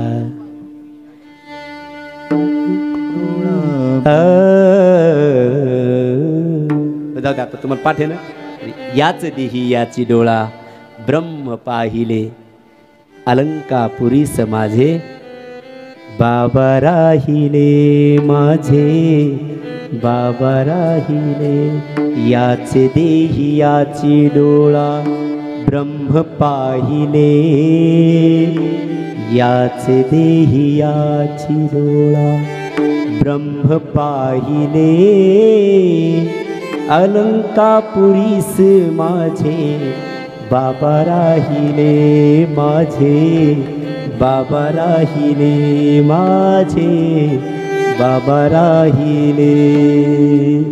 म्हणून काही विशेष भिक्षा प्राप्त करण्यासाठी, दीक्षा प्राप्त करण्यासाठी खरं सांगू गुरुच्या द्वारावर जावं लागतं. हा, म्हणून तर जगाचा बाप राम सुद्धा शिक्षा दीक्षा प्राप्त करण्यासाठी गुरुगृहीच गेला महाराज. हा, गुरुग्रह गए पढन रघुराई. माझं रामचरितमानस आलं. 5 प्रकारची, म्हणून गुरुच्या घरी जावंच लागणार तुम्हाला. जाए गुरुजी के द्वार साधो, जाए गुरुजी के द्वार, जाए गुरुजी के द्वार साधो, जाए गुरुजी के द्वार। आश्रय आंगन, आश्रय आंगन, मूल पिठी का। तिथे गेला की आश्रय आहे, बर निजता निव है प्रेम पिठी का। तुमच्या निजतेत ठेवून तो तुम्हाला शिक्षा भिक्षा देतो। म्हणून गुरुच्या घरी गेले की 5 प्रकारची पहिली शिक्षा भेटते। नंबर 1 विद्या मिळते तिथे। म्हणून तर रामप्रभूजी गेले आणि अल्पकाल सब विद्या पायी पुन्हा घरी परत आले। विद्या मिळते तिथे। विद्या या शब्दाचा अर्थ काय करावा पारमार्थिक दृष्ट्या? मास्तर लोक इकडे बसले सर्व। होय, विद्या या शब्दाचा अर्थ पारमार्थिक दृष्ट्या आपण शाळेत शिकतो या अंगाने विद्या, पण पारमार्थिक दृष्ट्या माझे पूज्य मुरारी बापू म्हणत असतात विद्या शब्दाचा अर्थ आहे समज। माणसाला चांगली समज येते गुरुच्या घरी गेल्यानंतर। अरे जे मोठे मोठे पुस्तक पाठ करून जे समज नाही भेटली ते नाही का एकाने 3ऱ्यामध्ये उडी टाकली जीव दिली। इंजिनियर होता, मग शिकला काय तू? शिकला काय? प्रश्नच पडतो ना असा। मग तुम्ही एवढे पुस्तक पाठ करून शिकले काय? तुम्हाला अजून समज नाही आली। मग ती समज येण्यासाठी अरे जीवन जगण्यासारखं आहे, मरण्यासारखं नाहीये। हो, मरणे पुरुषार्थ नाहीये, लढणे पुरुषार्थ आहे। ही समज गुरुच्या घरी येऊ शकते। हा, म्हणून तर भागलिया मज वाहातील कडे, ते सद्गुरु संत त्याला दमू देत भागू देत नाहीत। चाल मी ये तुझ्या समोर। ही समज रूपी विद्या गुरुच्या घरी मिळत असते। विद्या माझ्याकडे चोप आहे म्हणा, विद्या विनय निपुण गुणशीला असे 5 आहे। विद्या नंबर 2 विनय। गुरुकडे गेल्यानंतर दुसरी काय शिक्षा भेटते? विनय भेटतो, नम्रता भेटते तिथे। हो, आणि नम्रता झाली की मग नम्र झाला भूता तेने कोंडिले अनंता। अनंता म्हणजे सुख आहे, सुखरूप आहे सा तुझा कोणी। नम्रतेने माणसाला कधी पण, एक वाक्य आहे का, नम्रतेने कधीच कुणाला दुःख दिलं नाहीये। दुःख दिलं ते फुगिरीने दिलं। हट मग चल हट हट, पुढचं बी तसं म्हणत असतं। म्हणून नम्रता आणि विद्या सुद्धा नम्रतेने शोभून दिसते। विद्या विनयेन शोभन्ते ब्राह्मणे गवी हस्तिनी सुनीचैव स्वपाकेच पंडिता पंडितः समदर्शनः। म्हणून विद्या विनय विस्तार तुम्ही अजून करू शकता याचा, मी फक्त चालू पुढे। विद्या विनय निपुणता। निपुणता म्हणजे कुशलता। कांडेकर सर, कर्म कुशलता। हा, ही गुरुच्या घरी गेल्यानंतर विद्या मिळते। असलंच पाहिजे ज्याच्या वाट्याला जे, इकडे ऐका ऐका, ज्याच्या वाट्याला जे काम आलं ते त्यांनी कुशलतेने केलं पाहिजे। आता एवढा उत्सव करायचा ना, हा दरवर्षी करायचा ना, पण ज्याच्या वाट्याला जे काम आलं उद्धव त्यांनी ते कुशलतेने केलं पाहिजे। महाराजांनी हे सांगितलं ना, ते झालंच पाहिजे त्या वेळेला। ही कुशलता नसेल तर कार्य लयाला जाऊ शकतं। नाही तर मला होत नाही माझ्याच्याने स्पष्ट सांगायचं। हा, एक मी शेर म्हणत असतो, तुम्हें अपना समझकर मांगने आया हूं, तुम्हें अपना समझकर मांगने आया हूं, नहीं तो देने के लिए तो दुनिया पड़ी है। हा, नाही जोरात टाळी वाजवायच्यासाठी। तुम्हें अपना समझकर मांग रहा हूं, नहीं तो देने के लिए शिंदे साहेब दुनिया पड़ी है। कर्म कुशलता आपल्यात असलीच पाहिजे। मी नाही केली का? मी नाही केली। मी काल इथलं सौर उरकून आळंदीला गेलो आणि आळंदीतलं एखादं धार्मिक कार्य सुद्धा करण्यासाठी हो समर्पण लागतं। हा, आणि ती समर्पणता सुद्धा माणसाला सुखच देत असते की मी माझ्या गुरुची सेवाच केली। हा, म्हणून कुशलता, निपुणता म्हणजे कुशलता। योगा कर्मसु कौशलम।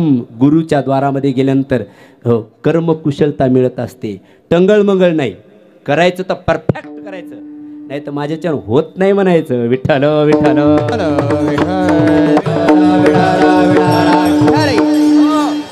ही माझ्या बाबाला, मी मठात राहिलेलो बाबाच्या हातात, ते क्लिअर नाही झालं ना अगं मग तर कार्यक्रमच झाला त्याचा कार्यक्रमच झाला।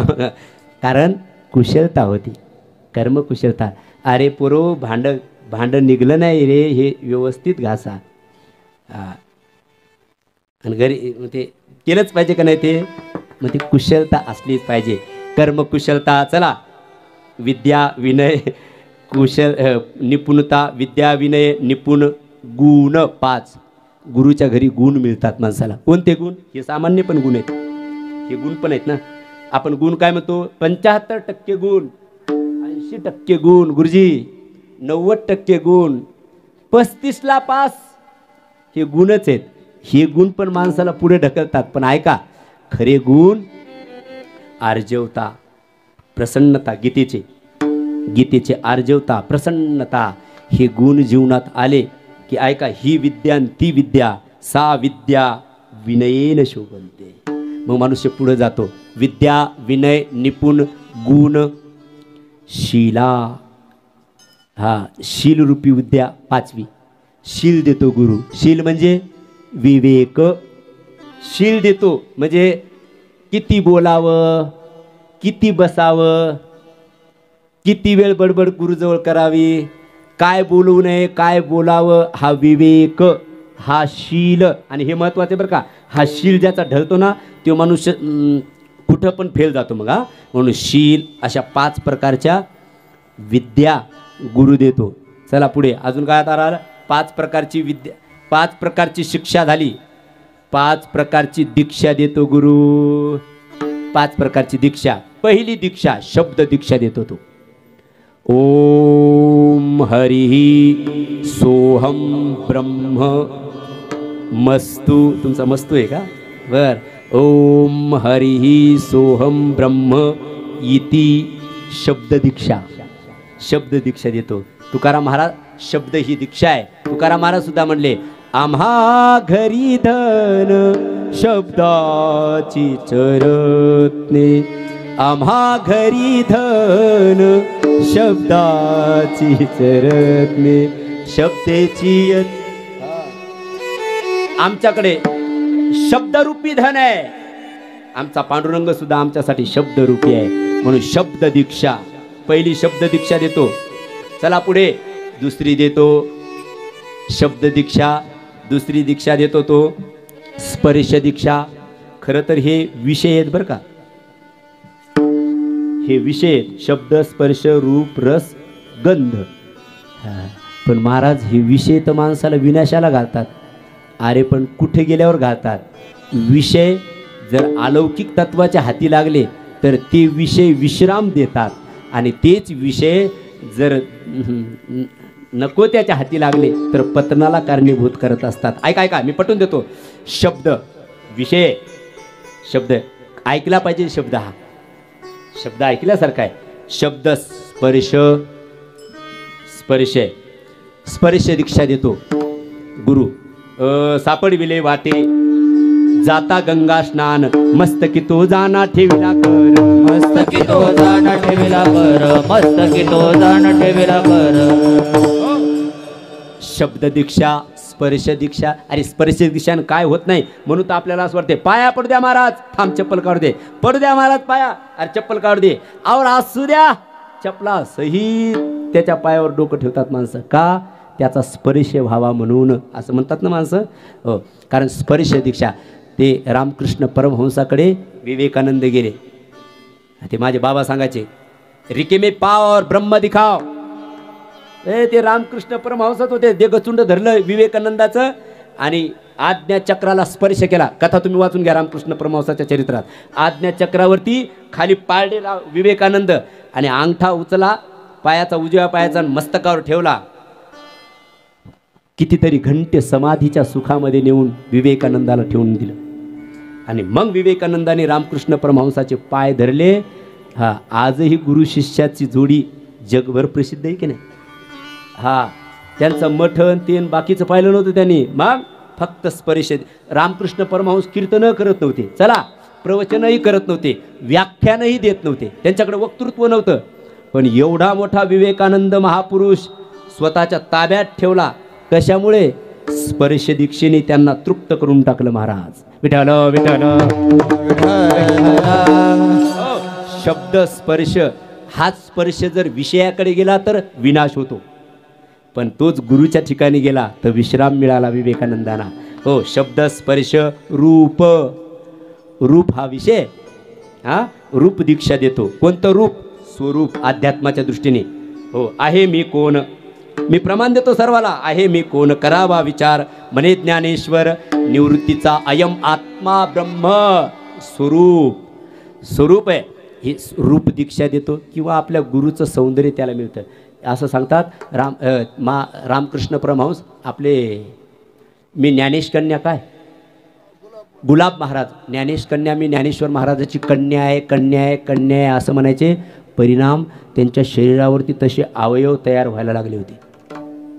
हे हो सकता है, परमार्थात काही अशक्य नाही आहे. हो, म्हणून शब्द स्पर्श रूप, त्यांना कन्येचं रूप प्राप्त झालं. आणि ती वेणी घालायची, ते वेणी घालायचे महाराज. हो, रवींद्रनाथ टागोरचा. चला आता, शब्द स्पर्श रूप रस. रूप नको का? रूप आवय, डोळे भरून या. गुरु तुम्हाला तिथे घेऊन जातात. बाबा डोळे भरून या, पाहिन तुझे रूप, तेची मज सुख देई देवा. शब्द स्पर्श, शब्द ऐक, पण कोणते? कान भरून या, ऐकीन तुझे कीर्ती, ते मज विश्रांती देही देवा. हाताने वाहे रंगे टाळे, नाचे उदास, जे दे हातास पाया सुख. बघा हे प्रमाण.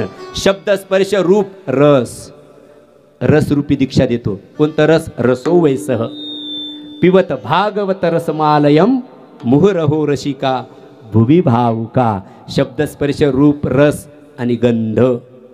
गंध म्हणजे सुगंध. गुरुचा एक सुगंध येत असतो. हो, अत्तरचा नाही, लावलंच पाहिजे. माळीला पूजेला अत्तर पण लावलं पाहिजे, पण गुरुची एक साधनेचा गंध असतो. मी त्या दिवशी कार्यालयात गेलो होतो. कुठे आमचे बंधुराज कुठे आहेत? दादा कुठे आहेत? गवडी साहेब कुठे आहेत? हां, ते तिकडे तोंड करून बसले होते आणि मी आपला हातात माल जेप करत चाललो होतो. आणि मी आलो की त्यांनी लगेच म्हणले, ते म्हणले मला असं वाटलंच तुम्ही येत आहे असं. हां, मग मी म्हटलं स्टेजची गती वाढली म्हटलं यांची आता. हा, उनको सुगंध आ रहा है. विठाल विठाल. शंकराचार्य निघले ना इकडे जाण्यासाठी दक्षिणेकडे, तर त्यांच्या साधकांना त्यांच्या पादुकेची सुगंध यायची. याचा मी पण अनुभूती घेतलेला माणूस आहे. माझ्या ह्या पादुका, हे माझ्यासाठी पादुका नाही, माझा प्राण. पादुका म्हणून तर शिक्रापूरला एकच प्रवास मी पादुका न घेता केला तर मला काय त्रास झाला मला कळालं. आणि एकदाच आम्ही रोडच्या खाली जात होतो तर आम्हाला सुगंध आला होता. हा, प्रमाण घ्या माझ्याकडनं. प्रमाण आहे का? बंधऊ गुरुपद पदुम परागा, सुरुची सुबास सरस अनुरागा. अमिय मुरीमय चूरन चारु, समन सकल भव रुज परिवारु. जथासु अंजन आंजिरग, साधक सिद्ध सुजान. कौतुक देखत सैलबन, भूतल भूरि निधान. गुरुपद रज मृदु मंजुल अंजन, नयन अमिय द्रग दोष विभंजन. तेहि करि विमल विवेक विलोचन, बरनउ राम चरित भवमोचन. बंदउ गुरुपद पदुम. सुरुची सुबास, गुरुच्या पादुकेचा एक सुगंध असतो. गुरुचा पण एक सुगंध असतो. साधकाची दशा अनन्य झाली तो सुगंध त्याला म्हणतो. शब्द स्पर्श रूप रस गंध, 5 प्रकारची दीक्षा गुरु देतो. 5 प्रकारची शिक्षा झाली, 5 प्रकारची दीक्षा झाली. आता 5 प्रकारची हा महापुरुष गुरु बुद्ध पुरुष हा भिक्षा देतो साधकाला. विठ्ठल विठ्ठल. या 10 गोष्टीत साधक पास झाला की पुढं मग 5 प्रकारची भिक्षा त्याच्या धुळीत टाकतो आणि त्याला मालामार करून टाकतो. कोणत्या 5 प्रकारच्या भिक्षा? लक्षपूर्वक का? 1 अश्रू एक भिक्षा देतो. अश्रू आपल्या म्हणल्याने येत नसतात परमार्थामध्ये, गुरु कृपा झाली तर. हा, त्यांचं स्मरण व्हावं, डोळे भरून यावेत. समजून घ्यावं, गुरुनी आलिंगन दिलं तुला. लो आ गई उनकी याद ओ नहीं आए, लो आ गई उनकी याद ओ नहीं आए. वो आए या न आए लेकिन आंसू तो आए, कंठी प्रेम दाटे, नैनी नीर लोटे. घडतं काय? हृदयी प्रगटे राम रूप. अश्रू दीक्षा. कधी गुरुसाठी आले का डोळ्यात अश्रू? आले तर समजून घ्यावं, सद्गुरू बाबाने आपल्याला डोक्यावरून हात फिरवला आहे. विठ्ठल विठ्ठल. ही गुरुकृपा झाली याचं हे प्रतीक आहे. जेव्हा 10 गोष्टी मिळाल्या आणि आमच्यावरती गुरुकृपा झाली की नाही याचं पहिलं लक्षण अश्रू. परंतु अश्रू येण्यासाठी आश्रय पक्का लागतो. हा, आश्रय पक्का असेल गुरुचा तर अश्रूरूपी मालामाल करणारी भिक्षा ही गुरु त्याच्या झोळीत टाकत असतो. प्रपंचासाठीचं नाही रडणं, परमार्थासाठीचं रडणं महाराज. प्रपंचाचं रडणं दुःखी करतं आणि परमार्थातलं रडणं माणसाला मोकळं करून टाकत असतं. ऐका, अश्रूरूपी भिक्षा नंबर 2. अश्रू नंबर 2. अभेद रूपी भिक्षा टाकतो त्याच्या झोळीमध्ये. बाळा आता भेद दृष्टी ठेवू नको, गेले भेदाभेद निवारोनी. कोणता भेद? कोणताच भेद ठेवू नको. नमे जाती भेदा. शंकराचार्य बोलले नाही का, नमे जाती भेदा. न प्रांत भेद, ना वर्ण भेद, ना आश्रम भेद, न जाती भेद. मग शिवोहम शिवोहम शिवोहम. हा अभेद रूपी भिक्षा ज्ञानेश्वर महाराजांनी पण आपल्या वारकरी संप्रदायातल्या सर्वांना दिली आहे की तुम्ही भेद नका ठेवू. हा, मी सर्व भेद निवारण करून टाकला. हा, अरे मी तुमच्यासाठी किती कष्ट केले. ज्ञानोबाराय किती कष्ट केले. त्या वेळेला त्यांनी म्हटलं, हो याती कुळ माझे गेले हरपोनी, श्रीरंगा वाचोनी अनुनेने. न पाहे याती कुळाचा विचार भक्त करुणाकर ज्ञानाबाई. हो, सर्वांना जाती हो कोणताच भेद ठेवला नाही ज्ञानेश्वर महाराजांनी. हा अभेद रूपी भिक्षा सद्गुरू आपल्या पदरामध्ये टाकतात. ज्ञानेश्वर महाराज सद्गुरू आहेत, आपले सद्गुरू आहेत ते. त्यांनी आपल्या झोळीमध्ये ही अभेद रूपी भिक्षा. पण आपल्यामध्ये चालतं हे ठेव. एक वाक्य आहे का पुन्हा आता बोलतो मी पुढे निघतो. तुमच्या व्यवहारात जात महत्वाचे असेल, परमार्थात जात महत्वाचे नाही. परमार्थात तुमचं कर्म महत्वाचं आहे. हा, म्हणून कर्म धर्म तुमचे असावे कल्याण. म्हणून आता काय येईल विद्या देह भिक्षा देतो तो. पहिली भिक्षा, दुसरी भिक्षा अभेद रूपी भिक्षा, तिसरी भिक्षा देतो वाघसाहेब तो महापुरुष, तो बुद्ध पुरुष. आपल्याला अभेद झाला ना झाला बाबा, तर मग तू अभेदातून पुढे चल, अभेदातून पुढे चल आणि तुझं मन अमन कर. हा, अमन म्हणजे शांती. अमन म्हणजे शांती. हा, अमन त्याचा अर्थ दुसराही करू शकता. हो, मन गेले विलया ब्रह्मानंदा माझारी विठ्ठल विठ्ठल.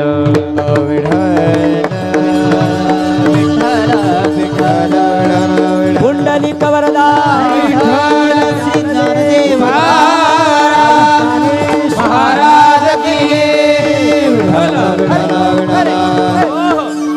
अमन रूपी भिक्षा देतो. बाळा तुझं मन तुझ्याजवळ नको ठेवू, मला देऊन टाक. मय्ये व मना अधस्त्व मयी बुद्धिम निवेशय. हे मन मीची करी, माझी आहे भजनी प्रेमधरी, सर्वत्र नमस्कारी मजे एकाते. अमन झाले का 3? हो, अमन. आणि अमन झालं की मग तो तुम्हाला क्रियान्वित करतो महाराज. आणि क्रियान्वित करून म्हणतो तुम्हाला, बाबा आळशी राहू नका तुम्ही, कह कबीर कुछ उद्यम कीजे. हा, आणि तू उद्योग केला रे केला की तुला तृप्ती प्राप्त होईल. आणि मग तृप्तीचा ढेकर म्हणजेच सुखाचा ढेकर, सुखरूपी फळ तुमच्या पदरामध्ये. सद्गुरू टाकायची गरज नाही, तुमच्या कर्मानेच मग तुमच्या पदरामध्ये ते सुखरूपी 5वं फल भिक्षारूपी फळ तुमच्या पदरात पडतं. अशा 5 प्रकारची भिक्षा, 5 प्रकारची दीक्षा आणि 5 प्रकारची शिक्षा अशी 15 पौर्णिमेच्या निमित्ताने गुरुगादीवरून मी हा संदेशरूपी पुष्प आपल्यासमोर ठेवलेलं आहे. ज्याला जीवनामध्ये निरांकुशता तृप्ती प्राप्त करायची यांनी याच्यावरती विचार करावा आणि आपलं जीवन क्रियान्वित करावं आणि फल प्राप्त करून घ्यावं. विठोबा रखुमाई, विठोबा रखुमाई, जय जय विठोबा. बसा बसा खाली. विठोबा रखुमाई. ज्ञानेश्वर माऊली, ज्ञानराज माऊली, माऊली ज्ञानेश्वर माऊली, ज्ञानराज माऊली, श्री ज्ञानेश्वर माऊली, ज्ञानराज माऊली, ज्ञानेश्वर माऊली, ज्ञानराज माऊली, ज्ञानेश्वर माऊली, ज्ञानेश्वर माऊली, ज्ञानराज, ज्ञानेश्वर माऊली, ज्ञानेश्वर माऊली, ज्ञानेश्वर माऊली, ज्ञानराज माऊली.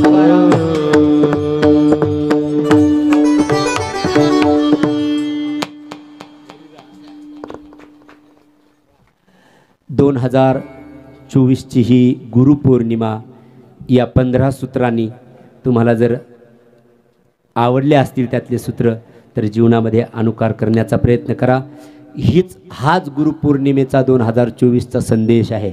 हो, 15 पौर्णिमा प्राप्त करा आणि परिपूर्ण जीवनामध्ये प्रवेश करावा असा संदेश देऊन वाणीला थांबा दादा बोललो असा संदेश देतो. आणि त्यानंतर एक सत्कार या ठिकाणी होईल. लगेच विठ्ठल जय विठ्ठल आणि पंक्ती धरायच्या सर्वांनी. बाकी काही फॉर्मॅलिटी करायची नाही आहे. गेल्या वर्षी आपण दादा थांबा ना, हां, एक सत्कार या ठिकाणी करायचा आहे आणि लगेच आपण पुढं पंक्ती धरायच्या आहेत. गेल्या वर्षी मी आदर्श सून असा एक पुरस्कार काय पण त्यांचा गोडवा गायला त्यांचा. यावर्षी मला एक आदर्श माता हिचं पूजन करायचं आहे मला. जी माता आपल्या मुलाची किडनी गेली तर किडनी तिने काढून दिली आणि आपला मुलगा तिच्या डोळ्यासमोर आजही ती पाहते आहे. अशी एक आदर्श माता. जीवन हे आदर्शानेच उंचीच्या शिखरावरती जातं. सहज नाही. नथी मफतमा मिळता. अल्पे सुखम नास्ती. थोडक्यात माणसाला सुख नाही मिळू शकत. त्याच्यासाठी कष्टच करावे लागत असतात.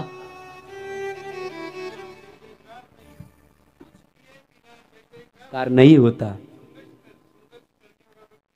हार नहीं होती. वाह वाह, वाकसाहेबासाठी तर जोरदार टाळी वाजवा. असंच करा. ऐका. म्हणून त्या पूज्य मातोश्री आमच्या शिवाजीराव बंगे, बरोबर शिवाजीराव बंगे, मी त्या दिवशीच येणार होतो. माझ्या मनात पण होतं ते. त्या मातेचा या ठिकाणी पूजन होईल यासाठी हा संदेश देतोय की आपली आई, ऐ तरुण पोरो, आपली आई आपल्याला किडनी द्यायची वेळ आली तर आपली आईच पुढे येऊ शकते. एवढं डोक्यात समोर ठेवा मात्र. बस मग त्या आईचं मूल्य आपल्याला कळू शकतं. म्हणून त्या एक आईचं पूजन, त्या मातेचं पूजन मला करायची इच्छा आहे. मी त्यांना विनंती करतो आपण व्यासपीठावर यायचं आहे. हा सन्मान नाही आई, हे तुमचं पूजन आहे. हे तुमचा उदारतेचा एक हा सन्मान पूजा करू इच्छितो. असतील कुठे बसलेले आहेत? बसल्यात कुठे आईसाहेब? यावर या. एकदा जोरदार टाळी वाजवा या मातेसाठी, जिने आपल्या मुलासाठी, तिला येण्यासाठी जागा करा. तिला येण्यासाठी जागा होत्या. पटपट येऊ द्या लवकर इकडे. यानंतर त्या येत आहेत तोपर्यंत थांबा दादा येतात. दादा थांबा. दादाला लय आवडताना मला ऐका. अरे वर्षातला एकच दिवस आहे हा. मी बोललो ना, माझा हा वर्षातला पहिला दिवस असतो, शुभारंभाचा दिवस आहे. जोपर्यंत तुम्हाला पण हा वर्षाचा पहिला दिवस वाटत नाही तोपर्यंत प्रवेश नाही. अजून नाहीये. नाश्ता दिला सर्वांना.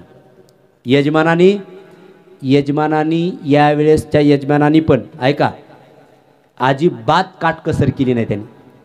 अगदी सढळ हाताने एकदा बापूरावसाठी जोरदार टाळी वाजवा. कारण आता ऐका त्यांच्या गावच्या लोकांनी मिळून पण एक गुरुपौर्णिमा केली. पण त्यांनी स्वतंत्र ही गुरुपौर्णिमा बापूरावनी केलेली आहे. आणि कुणीतरी म्हणलं रिटायरमेंट इथं थोडेच कार्यक्रम आमच्याकडे काही नाही. ही शुद्ध गुरुपौर्णिमा त्यांनी केलेली आहे, बाकी काही नाही. म्हणून बापूराव गाडेकरसाठी एकदा जोरदार टाळी वाजवा. हे असे मी नाही भेटलो 10-12 दिवस की ती बिघडती गाडी म्हणून मी भेटणं लय गरजेचं आहे त्यांना. म्हणून बापूरावना आहे बिचाऱ्यांना कितीही बोललो तर कधी राग येत